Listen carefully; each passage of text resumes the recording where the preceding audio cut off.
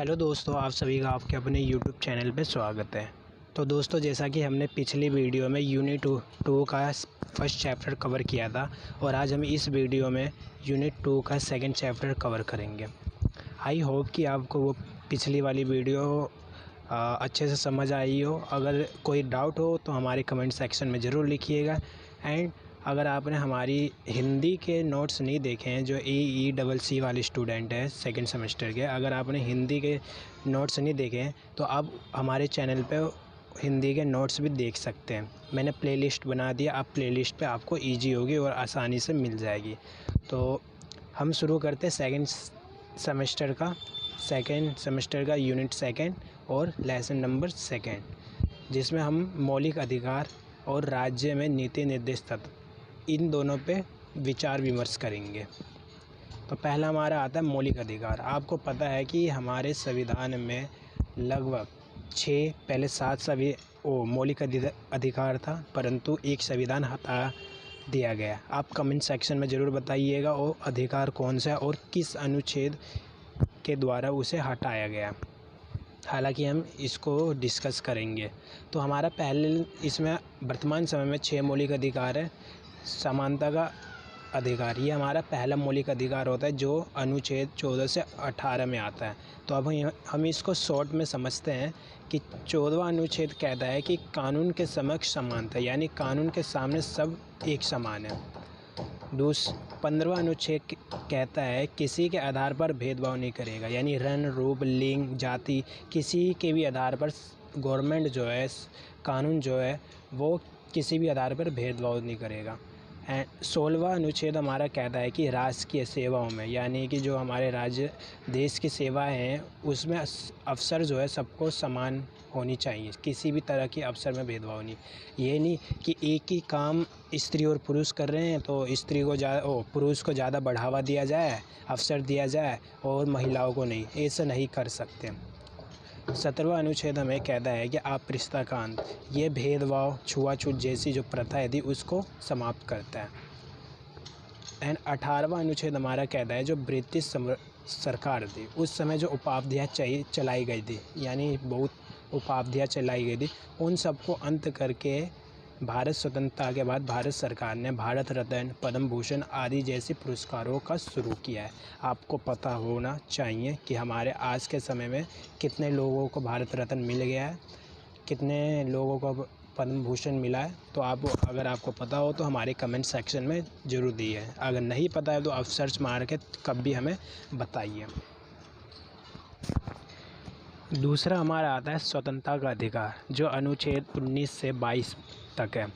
19वां अनुच्छेद हमें बताता है कि जो वाक स्वतंत्रता, यानी जो हम बातचीत करते हैं, जमा होने, संघ बनाने, यानी जो जमा एक जगह क्या बोलते ग्रुप बनाने या संघ बनाने, बस जाने, व्यापार करने, आने जाने की स्वतंत्रता, यानी कि इसमें ये बताया है कि आपको बोलने का अधिकार है, बोलने की स्वतंत्रता है, कहीं भी एकत्रित होने की स्वतंत्रता है, आपको अपना ग्रुप बनाने, अपना संघ बनाने की स्वतंत्रता है, कहीं भी बस जाने की स्वतंत्रता। ये नहीं कि आप अगर बिहार के हो तो आप दिल्ली में नहीं बस सकते, मुंबई में नहीं बस सकते, आप बस सकते हैं। व्यापार करने, आप किसी भारत के किसी भी कोने में जाकर कोई सा भी व्यापार कर सकते हो। आने जाने की स्वतंत्रता है, यानी कि आप भारत के किसी भी कोने में आ जा सकते हो, इस पर किसी भी प्रकार का पाबंदी नहीं है। 20वां अनुच्छेद हमें बताता है कि जीवन एवं व्यक्तिगत स्वतंत्रता का अधिकार, यानी कि जीवन जीने के लिए जितनी भी आवश्यकता है, व्यक्तित्व यापन करने के लिए जितना भी, यानी व्यक्तिगत जितना भी क्या बोलते हैं उसको, महत्वपूर्ण है, वस्तुएं महत्वपूर्ण है, चीज़ें महत्वपूर्ण है, उन सब की स्वतंत्रता हमें मिली हुई है। 21वां अनुच्छेद हमें बताया कि प्राण और दैहिक स्वतंत्रता का संरक्षण, यानी जो हमारे जीवन है इन सबको संरक्षण करता है भारत सरकार द्वारा। 22वां अनुच्छेद हमें बताता है कि कुछ दशाओं में गिरफ्तारी और निरोध से संरक्षण, यानी कि आप पता है जो छोटे चोर ये सब होते हैं, जो रॉबरी सब जो करते हैं, उनको कुछ सीमा तक गिरफ्तारी और उसके समय काल पूरा होने के बाद छोड़ दिया जाता है। अगर आपने मर्डर, अगर आपने किसी का खून किए हो या कुछ भी किए हो, कोई बड़ा अपराध किए हो, तो आप अपने उस अपराध अपने उस अपराध के लिए समायाचना भी कर सकते हो और उस समायाचना में आपको संरक्षण भी मिल सकता है अगर आपका रवैया अच्छा रहा तो। तीसरा हमारा अधिकार होता है शोषण पे विरुद्ध अधिकार। ये 23 और 24 अनुच्छेद के अंदर है। 23वां अनुच्छेद हमें बताता है कि मानव या दुर्व्यवहार और बाल श्रम का प्रतिबंधन है, यानी हम किसी भी प्रकार का बाल श्रम नहीं करवा सकते, बच्चों से कार्य नहीं करवा सकते, खासकर तो 14 वर्ष के अंदर के बच्चों का। और 24वां अनुच्छेद हमें बताता है कि किसी भी प्रकार का शारीरिक मानसिक शोषण नहीं कर सकते हम, किसी भी प्रकार का हम किसी पे दबाव नहीं डाल सकते कि आपको ये कार्य करना ही करना है। हम किसी भी तरह का, जैसा कि आज से कुछ साल पहले, साल नहीं मतलब 1990 से पहले बंधुआ मजदूर हुआ करते थे, कुछ ऐसे हुआ करते थे कि आते थे, सिर्फ उनको रोटी खाना मिलता था और पूरे रात दिन काम करते थे। तो इस तरह का शोषण या शारीरिक या मानसिक शोषण नहीं किया जाता। चौथा हमारा आता है धर्म की स्वतंत्रता का अधिकार। ये हमारे अनुच्छेद 25 से 28 तक होता है। तो 25वां अनुच्छेद हमें बताता है कि किसी भी धर्म के अभाव रूप से प्रचार करने का समान अधिकार है। आप अपने धर्म का प्रचार कर सकते हैं, आचरण कर सकते हैं, आपको किसी भी तरह का प्रतिबंध नहीं किया जाएगा। 26वां हमें बताता है कि धार्मिक कार्यों के प्रबंध आयोजन की स्वतंत्रता, यानी कि जो धर्म के कार्य होते हैं जैसे सत्संग करवाना, समारोह करवाना, उसके मैनेजमेंट के लिए और उसको आयोजन के लिए, ठीक है ना, आपको स्वतंत्रता दी जाती है। 27वां हमें बताता है कि किसी विकसित धर्म की अभिवृद्धि के लिए करों के संप्रदाय के बारे में स्वतंत्रता, यानी कि आपको पता है कि जब औरंगजेब था तो मतलब धर्म की उस पे जो क्या बोलते हैं उसको, हज यात्रा थी, उस पर कर लागू कर दिया गया था, शायद जहाँ तक मुझे लगता है उस पर कर लागू किया था, परंतु वही मुग़ल बादशाह अकबर के दौर में ये कर को हटा दिया गया था। और आज के समय में भी यही है कि हमें 27वां अनुच्छेद बताता है कि किसी भी प्रकार का कर ना हो धर्म के उस पर। 28वां अनुच्छेद हमें बताता है कि कुछ शिक्षण संस्थाओं में धार्मिक शिक्षा या धार्मिक उपासना में उपस्थित होने के बारे में स्वतंत्रता, यानी कि कुछ ऐसे शिक्षण संस्था होती है, इंस्टीट्यूट होते हैं, जहाँ एजुकेशन इंस्टीट्यूट होते हैं जहाँ आप धार्मिक शिक्षा दिया जाता है, ठीक, जैसा मदरसा हुआ आपका, धार्मिक उपासना के बारे में बताया जाता है, इन सब के लिए स्वतंत्रता दी जाती है। 5वां हमारा आता है संस्कृति और शिक्षा के अधिकार। ये हमारा 29 और 30 अनुच्छेद में आता है। तो 29वां अनुच्छेद हमें बताता है कि धार्मिक अल्पसंख्यक एवं भाषिक अल्पसंख्यकों को सुरक्षा प्रदान करना, यानी कि भारत में जो धर्म अल्पसंख्यक यानी धर्म के रूप में जो कम, जिनकी संख्या कम है, जैसा आपको पता है बुद्ध हुए, बुद्ध धर्म वाले लोग अनुयायी हुए, पारस धर्म वाले अनुयायी हुए, जैन धर्म वाले, ये सब अल्पसंख्यक में। जैसा आज विश्व सबसे ज़्यादा ईसाई हुआ, हिंदू हुआ और इस्लामिक धर्म ज़्यादा ही है, तो इनसे जितनी भी कम है, जैसा मैंने बताया जैन धर्म हुआ, बुद्ध धर्म हुआ, इनके जो फॉलोवर्स है वो कम अल्पसंख्यक है, तो इनको सुरक्षा प्रदान करना चाहिए। 30वां अनुच्छेद हमें बताता है कि अल्पसंख्यकों को अपने बच्चे को अपनी भाषा में शिक्षा प्रदान करने दिया जाना चाहिए, यानी जो अल्पसंख्यक है, जो उनकी मातृभाषा होती है, जैसा कि बिल्कुल देहात एरिया जो होता है या जो बिल्कुल बंजर एरिया जिसे कहते हैं, जो बिल्कुल डेवलपमेंट नहीं होता जहाँ भी, ठीक, उनके बाल बच्चे हैं, जो वहाँ के रहने वाले जो निवासी हैं, उनके जो बाल बच्चे हैं वो अपनी मातृभाषा को ग्रहण करें, उसमें ही उनको शिक्षा दिया जाना चाहिए।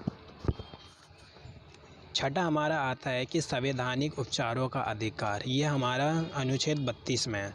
तो अनुच्छेद 32 ये बताती है कि ये संविधान की आत्मा और हृदय है। यदि राज्य का कोई नागरिक मौलिक अधिकारों से किसी को वंचित करेगा तो वह व्यक्ति अपने मौलिक अधिकारों की सुरक्षा की मांग सर्वोच्च न्यायालय से कर सकता है। जैसा कि मैं एक उदाहरण से समझाता हूँ, अगर आपको कोई जबरन कोई काम करने को कहता है, अब आपको उस काम में इंटरेस्ट नहीं है या आप उस काम को करना नहीं चाहते, परंतु किसी दबदबा के कारण आप उस काम को करवा रहे हैं, तो आप उसको कर रहे हैं, आप सर्वोच्च न्यायालय के पास जाइए, याचिका दीजिए, केस करिए, आपको अधिकार के मुताबिक आपको राय मिलेगी। अब हमारा नेक्स्ट पॉइंट आता है न्यायपालिका। हाँ, एक मैंने बताया था कि जो हमारा 7वां अधिकार था वो था संपत्ति का अधिकार, जो 44वें अनुच्छेद के द्वारा सभी संशोधन के द्वारा हटा दिया गया था। अब इसके बारे में एक बार डिटेल से पढ़ लीजिएगा, किताब में है। न्यायपालिका द्वारा मौलिक अधिकार की व्याख्या। अब जो न्यायपालिका है हमारी, उसने मौलिक अधिकार की व्याख्या क्या किया है, इस पर एक दृष्टि डालते हैं। तो पहला हमारा आता है, भारतीय संविधान के निर्माण के समय निर्माताओं ने संविधान की मूल विशेषताओं को नहीं बताया, लेकिन बाद के समय में सर्वोच्च न्यायालय ने कई बुनियादी ढांचे मूल विशेषताओं की व्याख्या की।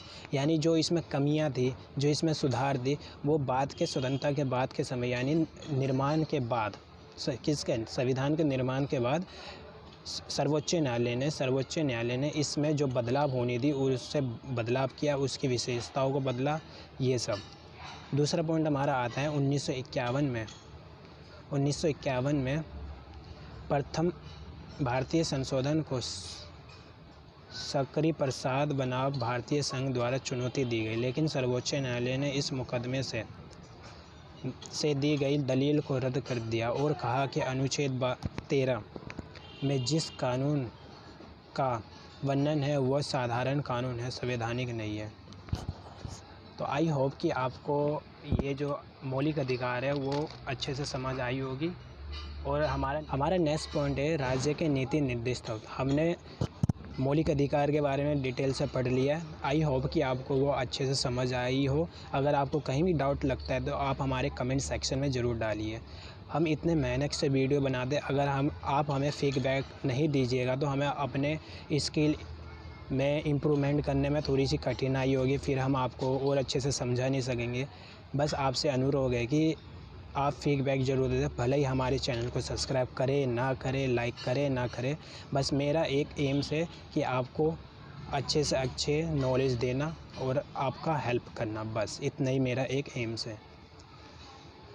तो हमारा अगला पॉइंट है राज्य के नीति निर्देश तत्व। ये पहला पॉइंट आता है हमारा कि नीति निर्देश तत्व भारतीय संविधान समाजवादी आर्थिक मूल्यों की बात करते हैं, यानी कि जो हमारा नीति निर्देश तत्व है ना, और जो संविधान के समाजवादी है, जो समाज और आर्थिक मूल्यों की जो बातें उस पर ज़्यादा बल दिया जाता है।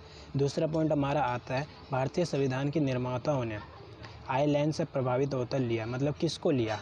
इस वाले को लिया। राज्य के नीति निर्देश तत्व को कहाँ से लिया? आयरलैंड से लिया, ठीक है ना। संविधान के अनुच्छेद 36 से 51 में इसका वर्णन है, यानी हमने 34 अनुच्छेद तक हमने मौलिक अधिकार किए, 35 अनुच्छेद तक।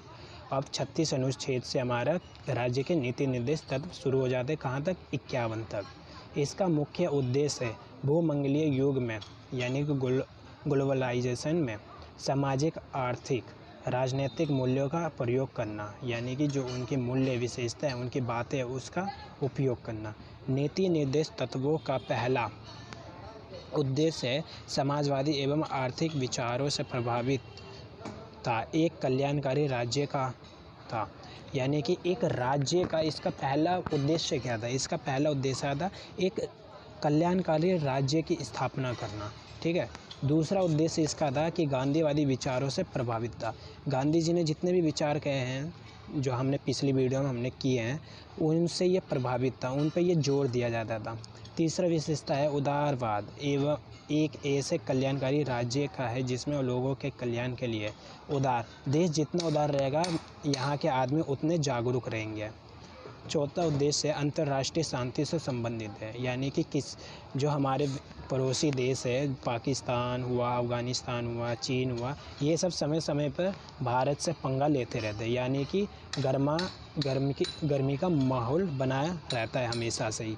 परंतु ये इसका चौथा उद्देश्य है कि जो हमारे अंतर्राष्ट्रीय सीमाएं या अदर कंट्री है, उनके बीच में शांति स्थापना करना। 9वां पॉइंट हमारा आता है गांधीवादी का कहना था, यानी कि ग्रामीण विकास के बिना देश का विकास करना पाना संभव है। यानी जब तक आप गांव का विकास नहीं करोगे तो आप देश का विकास नहीं करोगे। जब आप आंतरिक विकास नहीं करोगे तो आप बाहरी विकास कैसे करोगे। 9वां हमारा बताया गया कि अगर आप ग्रामीण विकास नहीं करोगे तो आप देश का विकास नहीं कर पाओगे। अगर आप आंतरिक रूप से विकास नहीं करोगे तो बाहर रूप से कैसे कर लोगे, इससे तो देश कमज़ोर हो जाएगा ना। 10वां हमारा आता है कि गांधी का मूल्य उद्देश्य है। गांधी जो हमारे गांधी जी थे उनका मुख्य उद्देश्य था कि ग्रामीण क्षेत्रों में कुटीर उद्योगों को प्रोत्साहन करना, छोटे उद्योगों को, बड़े उद्योगों को, यानी गांव में इसका ज़्यादा से ज़्यादा इन एरिया में डेवलप करवाना। 11 पॉइंट हमारा है गांधी विकेंद्रीकरण के पक्ष में थे, यानी कि जो शक्तियाँ होती है और राज्य में बढ़ जाए, केंद्रीय शासित प्रदेश में बढ़ जाए, ऐसे होती थी ताकि शक्ति एक जगह केंद्रित ना हो। आपको भी पता है कि जब राजा महाराजाओं का समय था कि कई बड़े, जैसे हम मौर्य वंश के अशोक को लेते हैं, उन्होंने क्या किया था कि उन्होंने शक्तियों को विभाजित कर दिया था, क्योंकि इतना बड़ा और साम्राज्य संभाल थोड़ी ना पाते। अब वो रह रहे थे पाटलिपुत्र में, पटना में रह रहे थे, और उनके पास पूरा भारत से अफ़गानिस्तान, पीछे बांग्लादेश, मतलब इन्होंने इतने पे कैप्चर कर रखा था। अब वो पटना से बैठे बैठे सबकी देख रेख थोड़ी ना कर सकते, तो उन्होंने क्या किया, उन्होंने ज़मींदार, तहसीलदार, ऐसे मतलब जो पोस्ट होती थी उस समय, उस पे उन्होंने बंदों को नियुक्त करना शुरू कर दिया और शक्तियों को विभाजन करने लगा। और इसी के कारण भी कहा जाता है कि इतिहास में इसी कारण, इन शक्तियों के विभाजन मुख्य कारण है कि साम्राज्य का दमन होना। परंतु भारत, ठीक है, अभी जो शक्तियां हैं वो एक केंद्र सरकार के हाथ में, एक राज्य सरकार के हाथ में। राज्य सरकार के हाथ में भी शक्तियां बटी हुई है, जिला स्तर पे, ब्लॉक स्तर पर और ग्राम स्तर पर शक्तियां बटी हुई है। नेक्स्ट पॉइंट हमारा आता है नीति निर्देश तत्वों का मूल्यांकन। अब हम मूल्यांकन करेंगे नीति निर्देश तत्व का। नीति निर्देश तत्व न्यायालय में पर्यावरणीय नहीं होता है, यानी इसको परिवर्तन नहीं किया जा सकता, लेकिन सरकार ने कल्याणकारी राज्य बनाने के लिए संविधान में विभिन्न संशोधन समय समय पर देखे गए, जिनको 1952 में पंचवर्षीय योजना लाई गई। मतलब हम इसको परिवर्तन नहीं कर सकते, परंतु राज्य के विकास के लिए हमने क्या किया कि एक पंचवर्षीय योजना को सामने लाया।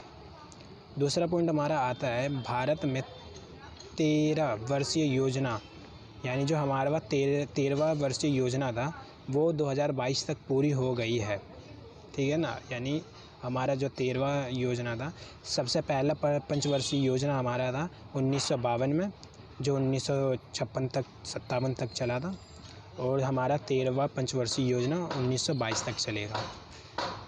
अब पंचवर्षीय योजना के नाम को बदल के नीति आयोग कर दिया गया। आपको पता होना चाहिए कि नीति आयोग का अध्यक्ष कौन है। नीति अध्यक्ष जो हमारे पहले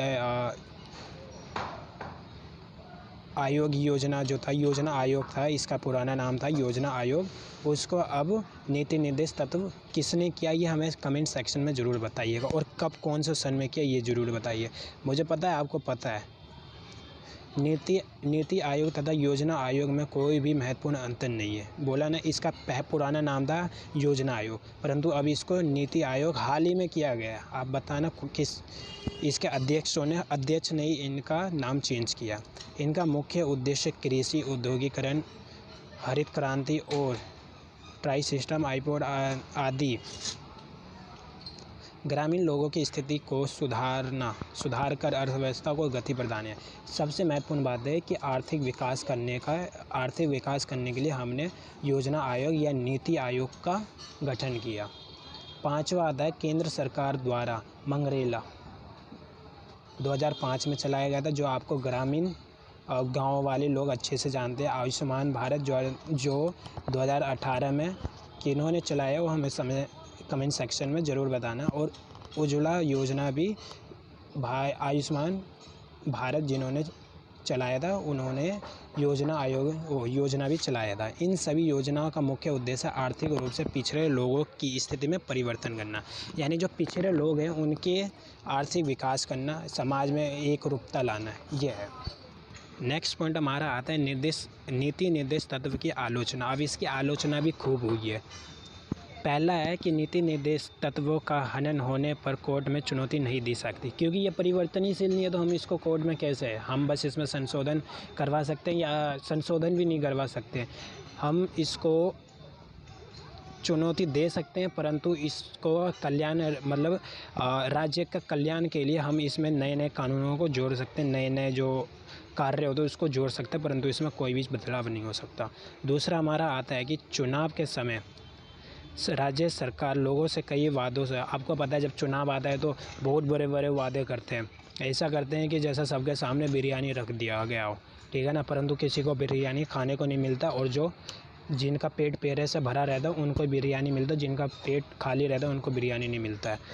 ऐसी भाषण बोल देते हैं कि लोग खुश हो के दिल खोल के एक बोतल के झांके में आके जाके बटन दबा देते हैं किसी भी सरकार को, और जब वो जीत जाती है वो सरकार तो 5 साल तक अच्छे से जो जनता जिन जनताओं ने उन्हें जिताया उन जनताओं को सही से बताती है।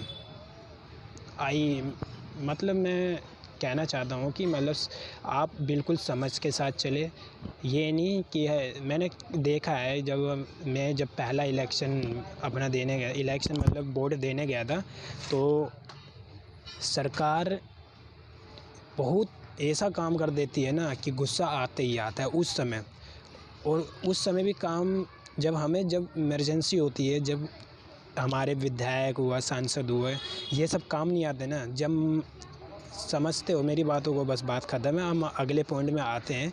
इसने बहुत समस्याओं को जन्म दिया, ठीक है ना, ये एक क्रम में नहीं है। गांधीवादी सिद्धांत, राज्य एवं केंद्र सरकार कोई भी युवाओं को रोज़गार देने में सफल नहीं रही। आपको पता है 3 से 4 करोड़ बेरोज़गार लोग मर रहे हैं, क्या परवाह है, किसी को परवाह नहीं है। 10,000 पोस्ट निकलती है, उसमें 10 लाख बंदे भर देते हैं सरकार, भाई ये सही है, ठीक है ना, और कुछ नहीं है। अपना मोदी जी ने अच्छा सा एक क्या बोलते हैं उसको नीति चलाया है, आत्म भारत अभियान, उसमें पार्टिसिपेट करो, अपने बलबूते पे खड़े होइए, बस आपसे सिफारिश है कि आपका तरक्की हो, बस इतना चाहते हैं। ज़्यादा झांके में मत आइए सरकार वरकार के बारे में, अब अपनी जीवन जिए। हमें तो वोट देना ही है, किसी को भी दे देना, बस जो फैमिली में जिस पे जा रहा है, फैमिली में जो मेंबर ज़्यादा दे रहा है उन पे जाके वोट लगा लीजिए।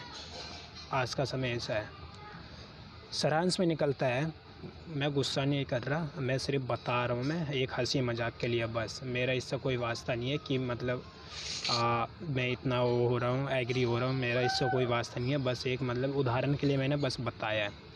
सारांश हमारा आता है, निष्कर्ष, मौलिक अधिकार व नीति निर्देश तत्व दोनों अवश्य है, वह भारत संविधान में सम्मिलित किया गया है। दोनों हमारे समाज के लिए विकासशील है, तो ये हम दोनों भारत के लिए ये ज़रूरी है, इसलिए इसको शामिल किया गया। भारतीय संविधान में अनुच्छेद 12 से 35 में 7 अधिकारों का उल्लेख मिलता है, लेकिन एक अधिकार को हटा गया, इसलिए हम 6 अधिकार की बात करेंगे। और अनुच्छेद 36 से 51 में नीति निर्देश तत्वों का उल्लेख मिलता है। तीसरा पॉइंट हमारा आता है, मौलिक अधिकारों को आपातकाल के समय स्थगित किया जा सकता है, यानी कि इसको हम आगे बढ़ा दिया सकते हैं या रोक भी दिया सकता है, परंतु जैसा कि जब धारा 144, 141, 351, 356 कुछ इस तरह के धाराएं जो लगती है, इससे जब कर्फ्यू लगते हैं तो हम बिल्कुल घर से नहीं निकलते, इसलिए हमारे उस समय हमारे अधिकारों पर प्रतिबंध लग जाता है। अगर आप निकलिएगा तो बस वो आपको लॉकडाउन में अच्छे से पता चल गया होगा। जिनको पता चल गया हो कमेंट सेक्शन में मत बताना। चौथा हमारा आता है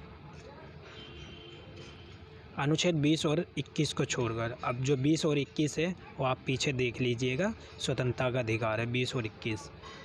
भारतीय संविधान में भाग 3 में दिए गए मौलिक अधिकार को बढ़ाया भी जा सकता है, यानी कुछ मौलिक अधिकारों को हम बढ़ा भी सकते हैं। 5वां पॉइंट हमारा आता है नीति निर्देश तत्व सकारात्मक प्रकृति की है, यानी पॉजिटिव कैरेक्टर है इसका, जिनको भारत संविधान के भाग 4 यानी भाग 3 में हमने मौलिक अधिकार रखे हैं और भाग 4 में हमने नीति निर्देश तत्व रखे हैं।